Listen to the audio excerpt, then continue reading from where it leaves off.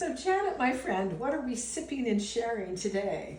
Well, I think there's nothing better to share than a cheese board. And it pairs, of course, cheese pairs so beautifully with wine. So I think we're in pretty good shape here with a cheese board and some beautiful wine. And you are my resident expert.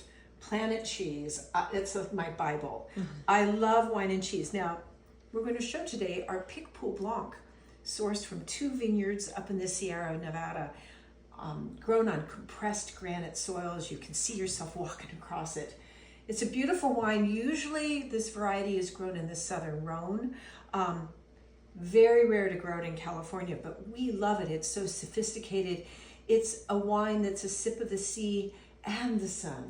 So if I wasn't having it with oysters or with this incredible soup we had the other day, which was butternut squash, coconut milk, and kaffir lime, I would definitely be having it with cheese. So what do you have? Well, I would have it with cheese first. Oh, okay. What Don't be my first choice. I found it very kind of tropical and had a lot of citrusy aromas to me, a little bit of pineapple. To me, it's an aperitif wine. It's a sort of bright, fresh, lean wine I want at the start of a meal, and I wanted it with kind of starter cheeses.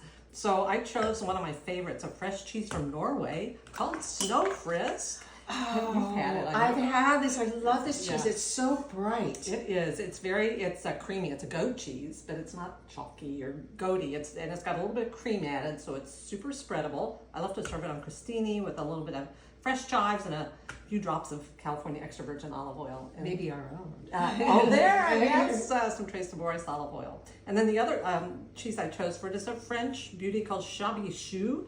It's also goat cheese. So it has that acidity that goes so well with a high acid wine. Like Acid with acid. Yeah. Sophistication with sophistication. You know, this grape was brought to California in 2002. And Topless Creek was really the hero of all Rhone varieties in California. So it's interesting, it's grown in San Luis Obispo area and up in the Sierras. Just perfect terroirs. It really brings it out. They call it their pina colada wine. I wouldn't go that far with it, and I would say it's really quite a bit more sophisticated. But a little lemon, a little pineapple, a little halibut, or just cheese is wonderful.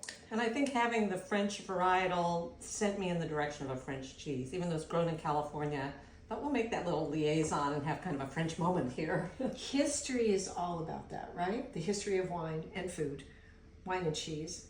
Wherever there's wine, there's cheese, there are olives. Sometimes pomegranates, usually lemons, citrus, that wonderful temperate atmosphere. So thanks for sharing your choices for I think we've got a great pairing here. I think so too. Thank you.